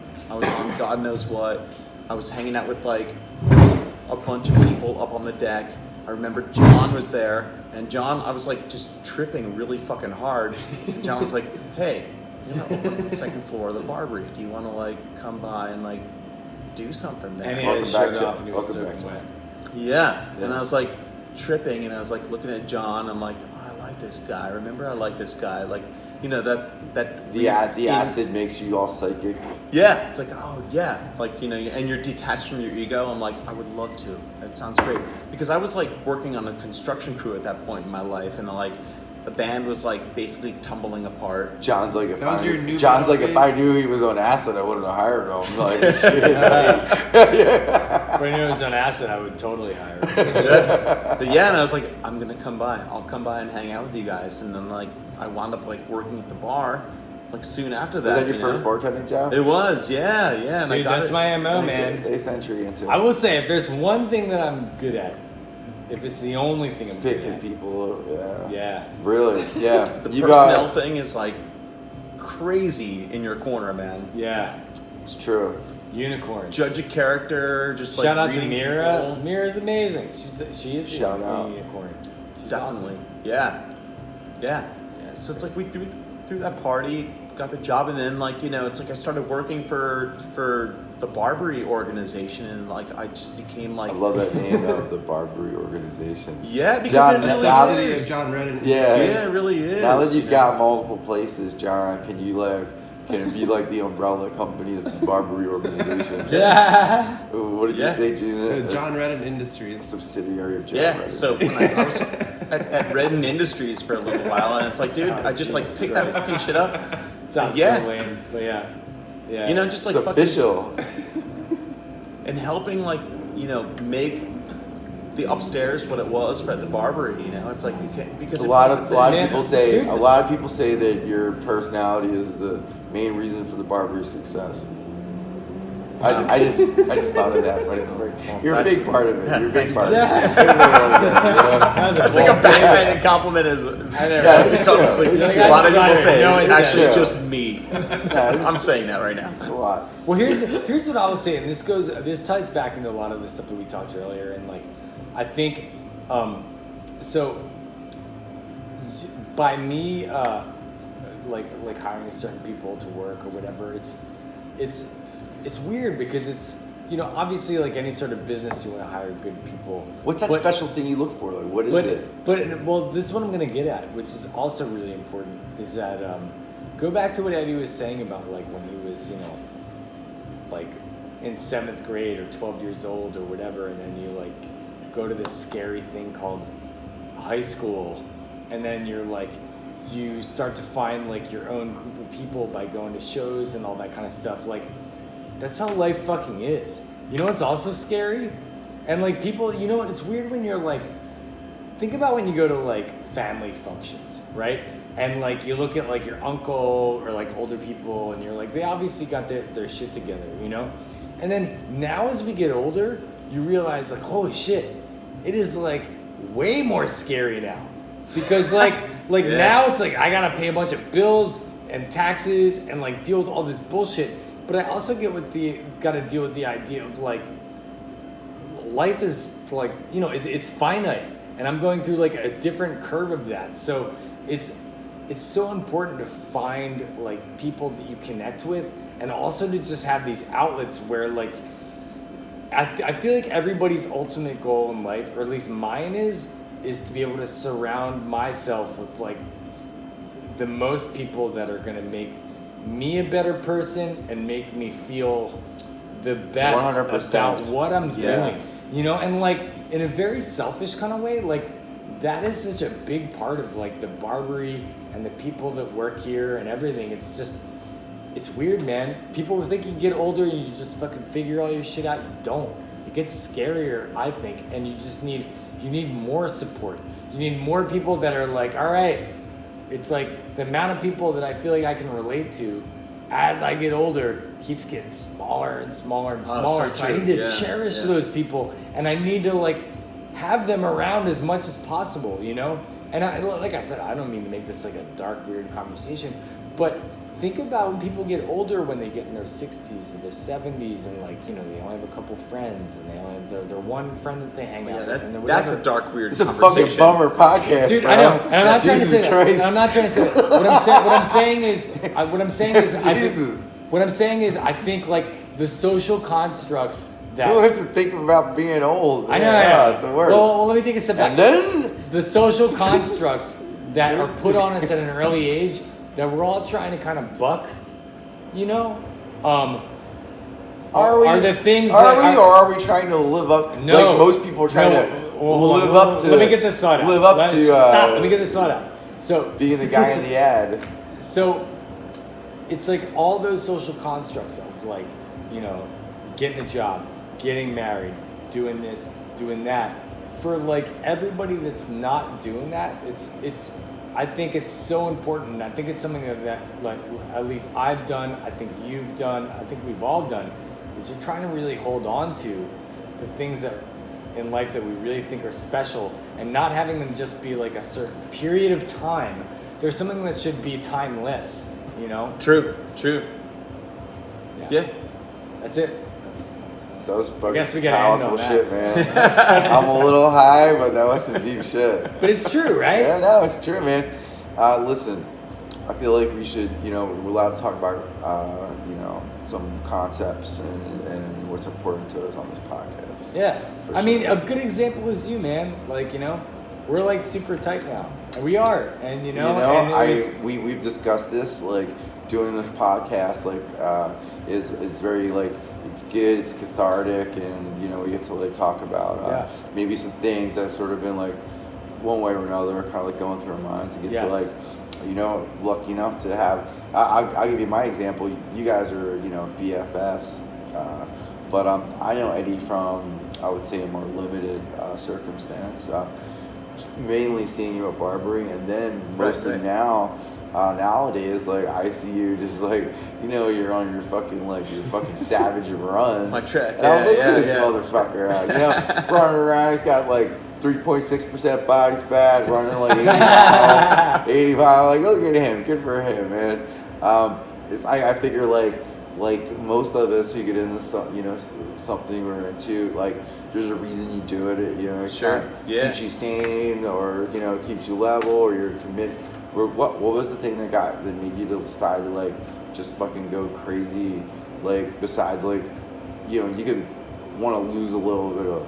Sure, You know, everybody your wants belly, to lose a but little like weight. Yeah, what, sure. what you do is a little more like It's pretty extreme, I yeah, would man. say. It's More, it's more mental than anything. Like Sure how is, many yeah. miles a week do you run? Like you High training is like 120. 120 a week. And then like where Wow. I'm at right now to maintain is about 50, 60. You know? Okay. And that's a lot of time. man. Is it how many days a week? I generally? run almost every day, yeah. Every day. Yeah. Damn. Yeah. Man. That's some savage Yeah. ass And then I shit. do the strength training and stuff like that, like pretty much every day as well. But yeah, I mean it falls in line with like I mean It's a lot. like we're like 40-some-year-old dudes, right? Yeah. You know, it's like you just Yeah. know that like, you know, the physiological facts just line up, man. It's like you are going to like your metabolism is gonna fucking slow down. Sure. You are gonna have to like rethink your diet. You're gonna like not Sure. be able to eat the Taco Bell that you desire. Yeah, like sure. you're not gonna I be able still to go. got abs, holla. Yeah, dude. It's like you're not gonna be able to go to fucking Wawa and like, you know, just get like, all right, give me that like double whatever hoagie Yeah. on like, you know, Yeah. a plate of saturated fat and carbs and just like sleep on that and wake up and just But, flip but and I look gotta like be a honest rock with star. you. Like at the end of the day, like it's not that much of like sticking to some kind of like healthier diet or restriction. It's not that difficult. No. To be honest with you, once you get into doing it for a little bit, it's like Yeah, but you dude, know. you realize that you are part of the very, very small minority. Well, you When gotta say fucking. that, It's all not about. that It's all about. difficult. It's all about self-discipline a little bit. You know. What's funny You about gotta that is be a like for bitch me, about it. I'll like preach on that. Like, oh my god, I'm at the supermarket. Speaking of, like, I'm everybody's getting definitely. Twinkies. Yeah, like I'm getting some Haagen-Dazs. But and this is a huge but. You know, I do that. I do that. We both do the same sort of shit. Like talk about like, oh yeah, diet this, diet that. Like, you know, I can't remember the last night I didn't have like a drink. You know what I mean, or something. Sure. So there's a whole Yeah. other aspect of it. I mean, there's long swaths of my life where it's like recently, it's like I don't really even drink that much anymore, which That's is good. crazy. It's crazy to me because it's like, you know, I went through like, especially like from when like the conversation like just before you use the bathroom, it's like, dude, I was like drinking tons, and You then probably. like You've had like 2 drinks. You probably feel like super drunk right now. I too. had like Yeah. 3 drinks. You're tired. and Yeah, I'm when like you skip a loaded little right bit, now. Yeah. like so. If you listen, I'll give you some advice for you, you guys who have savage drinking problems, right? But you're not getting the same kick out of it anymore. Don't drink for a little while. Yeah, dude, give and yourself a then month. when you drink like Oh, 2 it's drinks, great. you're fucking wasted. You're a cheap date. I'm like, oh my god, like, Yeah. yeah, you get so drunk. You become very good Good at advice. you know, some people True. more than others. Yeah, you become good at like acting rational, Yeah. you know, while having 10 drinks. I was very good at that. True. Yeah. Yeah, I mean, it's 13 funny. drinks, no good, but 10, I was great. I just realized it's like I feel like, you know, with like my body composition and the way that I function, it's like the level of like I don't process. Well, you look and- great. It's working for you. Thanks, Your dude. skin looks good. You look healthy. Yeah, but I got don't- a nice glow. You don't have the bartender. Yeah, gray the gray and thing. blue eye. Yeah. But the thing is, I don't metabolize simple sugars the way that I used to. I just don't. It's No, like even yeah. if I go out and like I have something where it's like on the off chance, like once a year, I'll go out and just like eat some junk food, right? It's like I feel really shitty. So Gain it's like 5 pounds the next day. yeah, and it's like if I drink, like even like, you know, like I'm drinking like, you know what, tequila rocks. It's like if I Good drink shit. like 4 or Good 5 of job. those, I'm like literally like the next day it Oh, takes yeah. so much for my Yeah. body to process it. I just don't metabolize sugar the way I used to. Yeah. And it's really all simple sugars. You know what I mean? Well, you know, a lot of it's probably just like we put our organs through a fucking pretty savage pounding at certain True. times, you know. Yeah, true. And it's like you're like, oh man, you know, take it easy. You can only ask so much of our Yeah. bodies, you know. I don't like to take it very easy though. Yeah. Man, like, yeah. It's either on or off for me. It's like a switch Yep. that gets flipped up and down. It's like not drinking, cool, whatever. I can do that for 6 months while I'm training. But once I'm like in party mode and I'm enjoying myself, I want to go out and drink. I love. That's you know. the trick. Yeah, I left a warehouse on Watts. Was that I was at the low budget party, the Hollywood reunion. Yeah. And it was around that time where normally it'd be like, it's like 4 or 5, or maybe a little bit earlier, 3.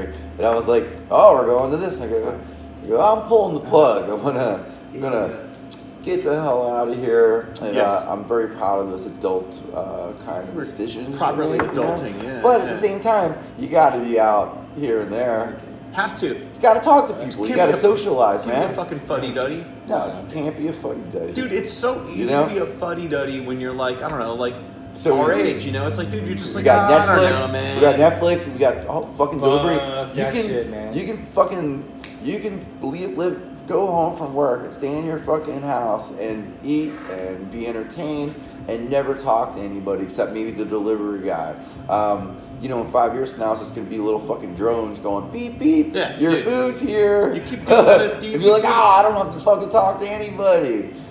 Yeah, you keep doing that long enough, you're gonna vote for like an idiot like Trump, and that's the way it's gonna be. Because you're just like literally like in your own little bubble, eating dog shit. We don't really and go into drinking too we don't go much. into politics too Yeah, much but here, but I will Yeah, I won't say even go. Gina, I won't even I go will there. say It's analogies. like, you're just like, yeah, you're I just like, everybody we know except my mom, if she listens to this, whoever listens to this podcast, definitely hates Trump. So it's like not controversial. No. But But it's like- she is. Here's the thing: having a parent that's a Trump supporter and teaches you a lot about like you go, you know what? tolerance and patience. Exactly. Yeah, Yeah, it's yeah, good. exactly. It's good to learn. Yeah. It's good to learn.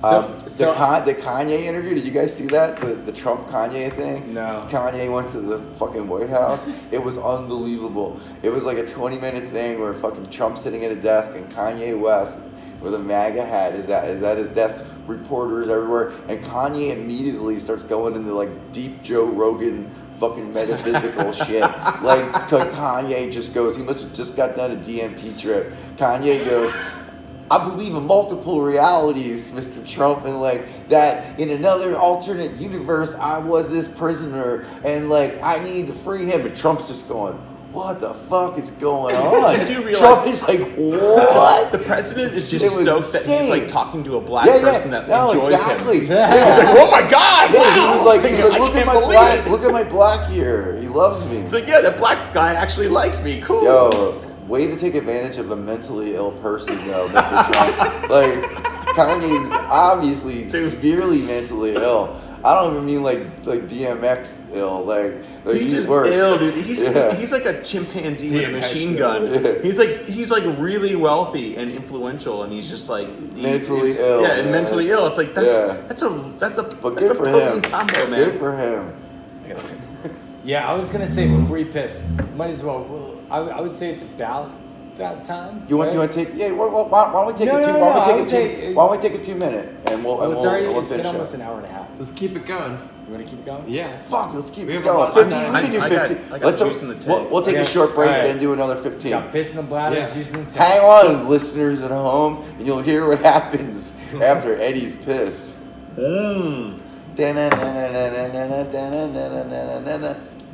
Eddie. All right, everybody, we are back. Boom, boom. All right, Right. we drank some more. I'm gonna wrap this shit up pretty soon because it's John, already been an hour. are there and ghosts in this whatever. building? Huh? Are there ghosts in this No, building? none besides us. or It's me. Halloween. Sorry. So okay. So the last thing that I wanted to go into real quick is your running regimen and just more of like the because I guess that goes into the whole other thing of like Endurance athlete, of really, just, like, right? That's right. That's Well, right. yeah. Yeah. it's important, you know, to go into because it's just like another aspect. But I honestly, it ties in very well with everything else too, you know. What's the drive behind it? Like, you know, is it what made you fucking lace on a pair of sneakers and start fucking running? Dude, you know, it's like when you live the kind of life that like we're accustomed to, where it's like you don't see daytime very much. You're like in this service industry sort of thing, or you're like kind of like a retired rock star kind of dude. You know, it's like there's like all these sort of things that lead up to a point where it's like, Jesus Christ, man, like I don't know. I'm not like a career focused kind of guy. I've just never been. I don't give a shit about money. I don't care about like what I own, like whatever. It's like dude, if I'm like sleeping on a sleeping bag like right there and that's like my home, I'm cool with that. But it's like really like what it boils down to. It's like what's like invoking your spirit. What do you like? What's like making you like get up every day and just sort of like get through the hustle and bustle to like live. And to be honest, man, did you do cross country in high school? I didn't, man. I didn't run in school. I really shunned sports. You know, like, I mean, a lot like John, where it's like, you know, it's like us weirdos that were coming up that were like we're like very much indoor kids. My dad always busts my balls about this. It's like he's like, you know, it's like I can't believe that you become like the athlete that you have because it's like, you know, and like you do shit on like these race courses that it's like. Dude, you pair me against like 100, I mean, and I'm sure if like you guys have enough fucking listeners, there's gonna be some people who like counter this, but it's like, dude, you pair me against like a cross section of 100 athletes on a race course. It's like, dude, I'm gonna fucking beat like 99 of them, man. 98 maybe. It's a good feeling. Yeah, it's like, dude, no, condition myself like that without like any like coach telling me you what don't to get do. tired walking up the stairs?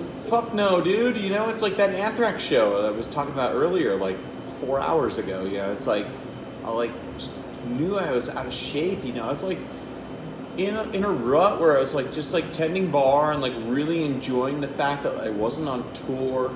I wasn't like just like forfeiting all my time to being in a van. I was like, we had our buddy Jake Weaver on the podcast.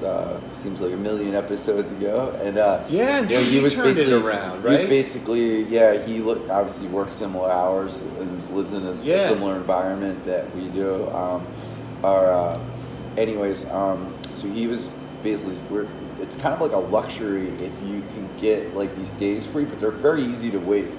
Like the normal, sure are. I don't know if you've seen the greatest movie of all time, Cocktail with Tom Cruise. Dude, I watched. I subjected my wife to that fucking movie for the first time, and she loved it. She said it's a psychedelic film. Oh, it's amazing.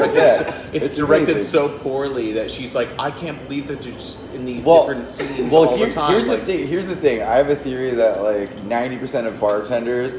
Like, not only have You're either going to be Cordwin or you're going to be the other guy. I've not only seen Cocktail with Tom Cruise, but, like, it was their inspiration to get into bartending. Like, they love, especially older bartenders. One John Waters.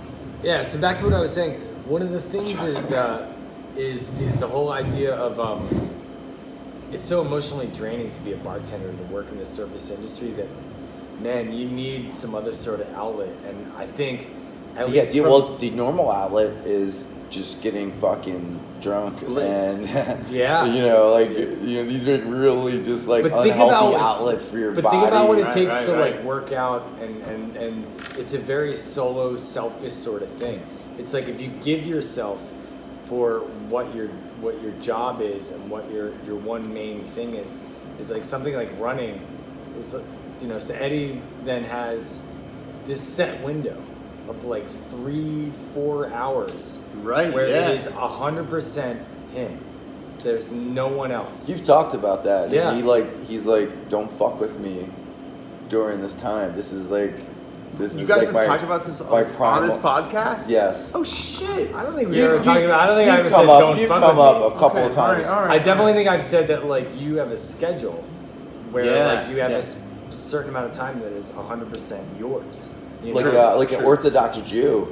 That's right. It's like Friday night to Sunday. Don't fuck with me. Between 2 and 6, it's like, dude, you can't. But it's important. Man. You need it because otherwise, then you're not going to be able. So what ends up happening is if you don't do that, then you go to work and you're still. It's like you're still suffering the effects of ongoingly having to put yourself out there, and you're not having your own personal time, and you just can't do it. And then that's why you go to a lot of bars and people are just like, I'm not going to give you any attention. I'm not going to talk to you about shit. I'm not going to ask you how your day was because I can honestly give 2 fucks about it, you know? That's so true. That's one thing I learned is don't get too emotionally involved in your customers. To a degree, man, yeah. I mean, honestly, like, you... At the end of the day, it's like, you're not going to make everybody happy. You can spin your wheels, spend 100% of your energy, but Right. you're not going to make everybody happy. Well, you know? need to look at like your emotional investment into people as like a currency. It you know? is. It's like That is you- amazing. yeah, it's like a currency. So it's like you got $10, right? So you see this person coming at you when you're either DJing, you own a bar, right? Bartending, like D- whatever. So it's like you got this person that's coming at you, and it's like, okay, like this person, there's nothing wrong with them. Maybe they got like some like stuff going on in their life that you're aware of that like just needs to be like at least sort of like put out there. So it's like you get this like negative energy, you put it out there just a little bit here and there, you get it out. Okay, I could like get on. They get on with their daily life, but like you need to like absorb that stuff. You got stuff, to, yeah. know? So it's like, dude, when some people come at you, it's like, Jesus Christ, man. Like, dude, all you're doing is taking my currency away.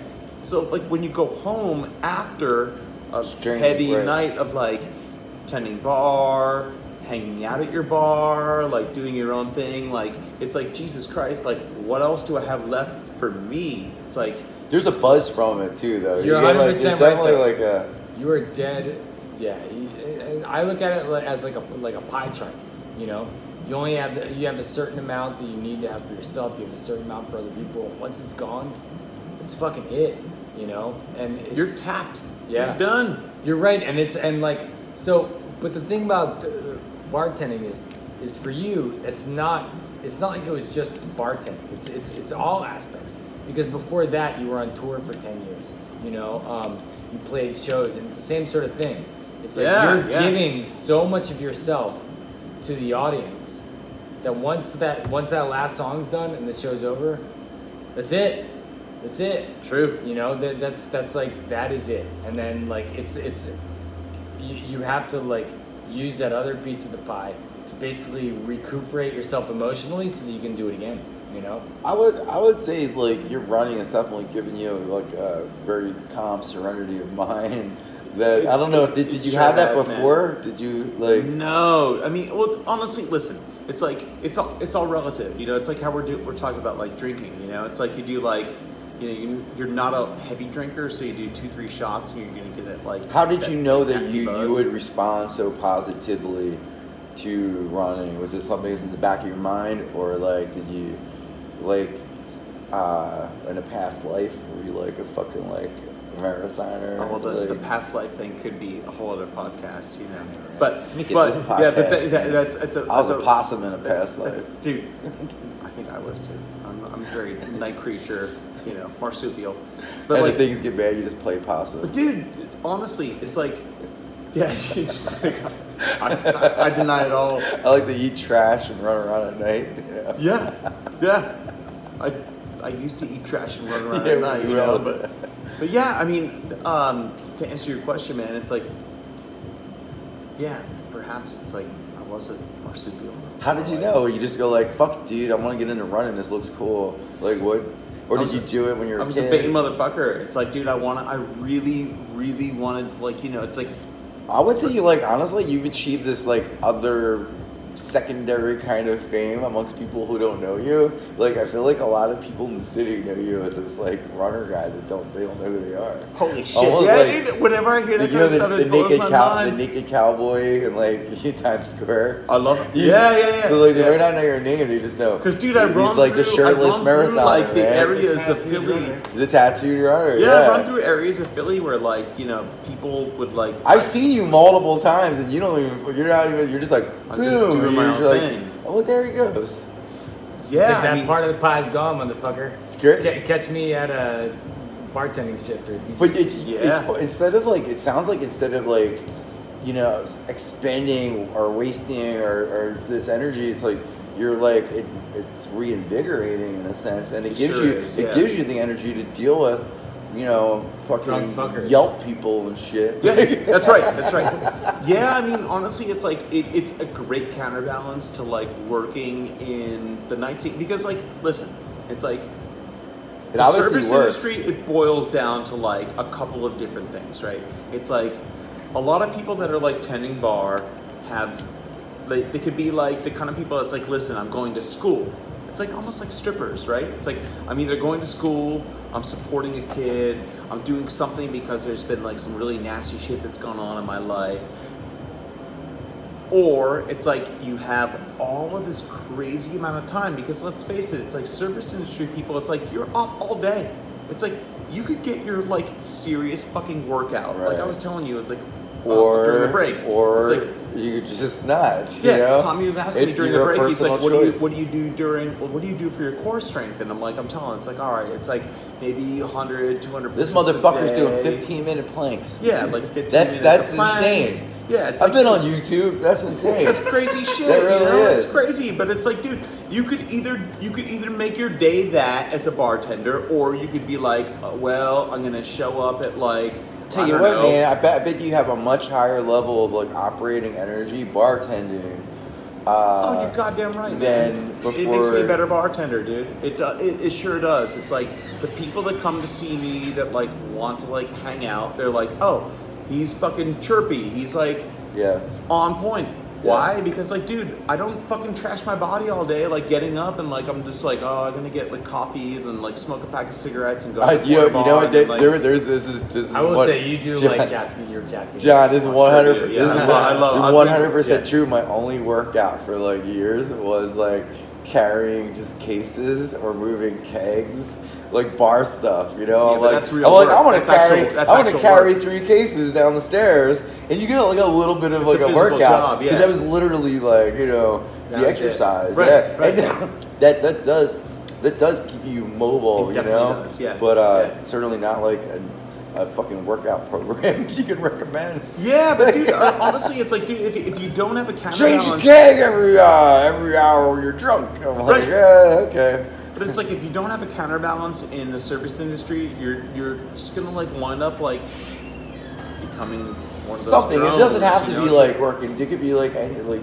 just well, actually, yeah, it lends itself Well, in, but honestly, I do feel like I've become convinced that like everybody should have some kind of like physical component in their life. Yeah. So if you're not Absolutely like, have to. otherwise you're not really being like a full like person. You know, we're Absolutely. we actually have bodies and they'll die and get old early I've always if we told you don't it's take a care of plant. it. Your body's a plant. It's gonna die. It's built like- to work out. It's built built to work out. It You responds. need to- responds well to exercise. Yeah, you know? That's right. Totally. For sure. That's right.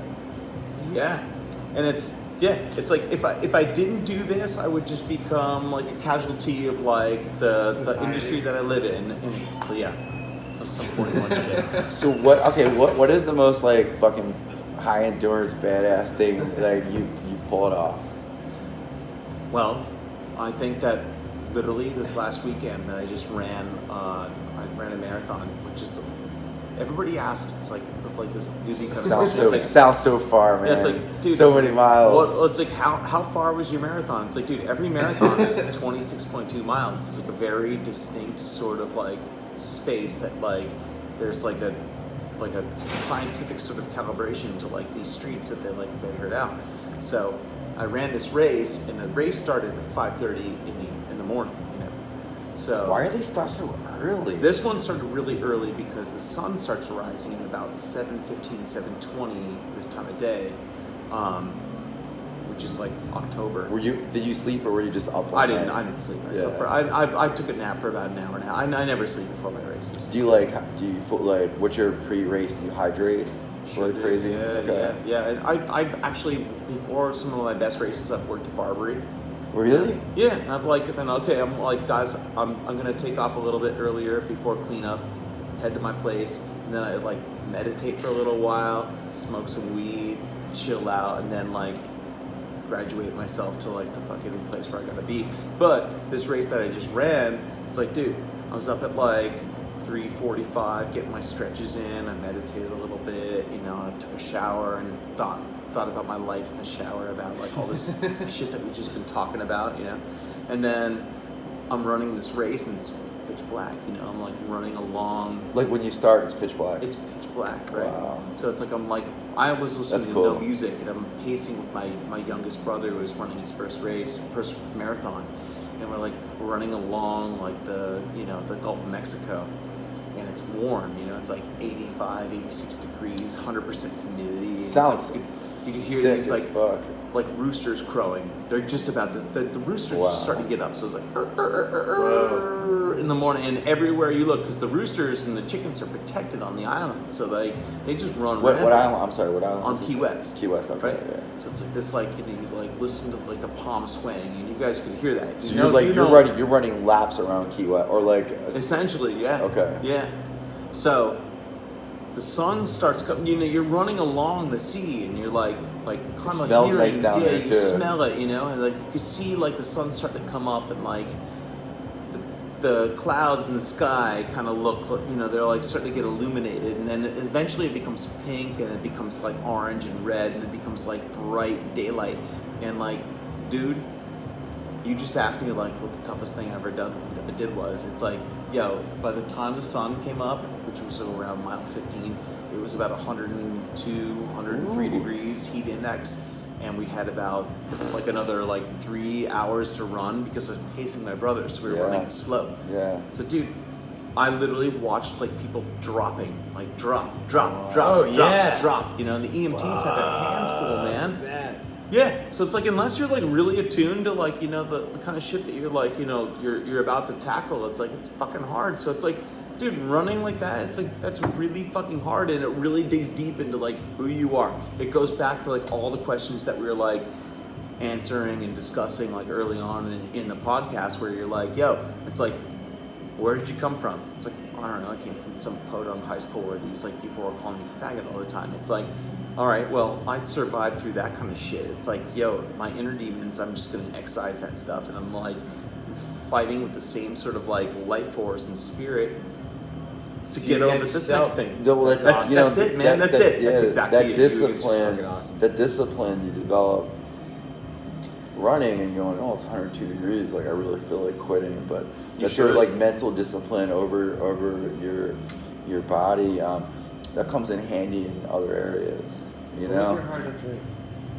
That one. That one? Yeah, that's kind of what we're talking about. Yeah. I've run faster like in easier conditions, and it's like when you run really fast, it's like a different thing. I was running really slow with my brother, but that was like really fucking grueling. It was the hardest. This most recent one, that's the hardest one you've ever done? I think so. I also ran one where it's like 26 miles in one direction against 45-mile-an-hour wind gusts.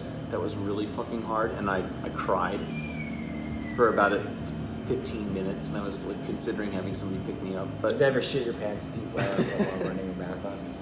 not during a marathon, but I've definitely shit That sounds my like pants an running. inside question. Like I think you know the answer to that already. Well, I expected Tommy to ask that. Yeah. My sister shit her pants while running.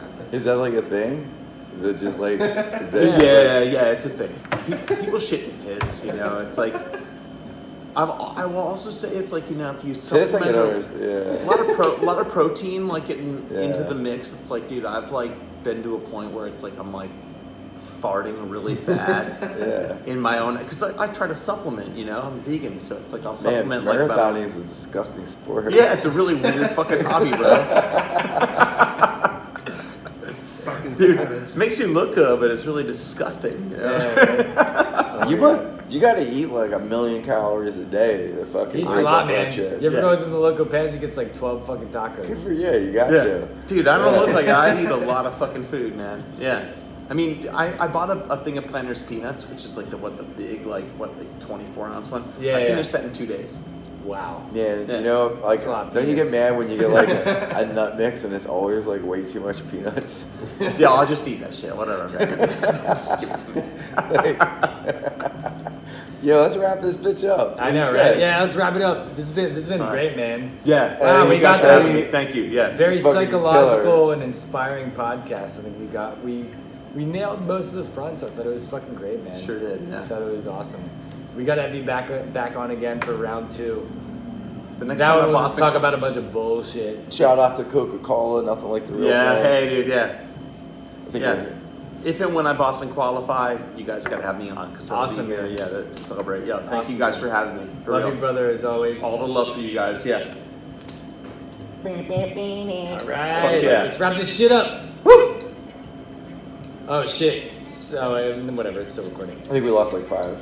So you've been fuck. Can you hit somebody close on that thing? Yeah. That's good. Sorry, everybody. We have some video difficulties. All right, we're back. John pulled his penis You've been listening out. to another edition of the John and Tommy Show with the very inspiring Edward Gieda, one of my Cheers, best guys. friends. Join us Brother next for week. life. Join us next week for the All of them. DMT episode where we do DMT live on air as promised. Dude, at the what? beginning of this What? podcast. I'll be here for that. Uh-oh. Wait, All Stevie right. gonna be on that one? That crazy Let's see bastard. let's see what deep dark thoughts are in John's unconscious. I know, right? Probably some fucked up shit. All right, thank you everybody for listening. We'll be back next week. See ya. Cheers, guys. That was awesome, man. Wait, real quick. Stay seated. Tommy, hit. Yeah.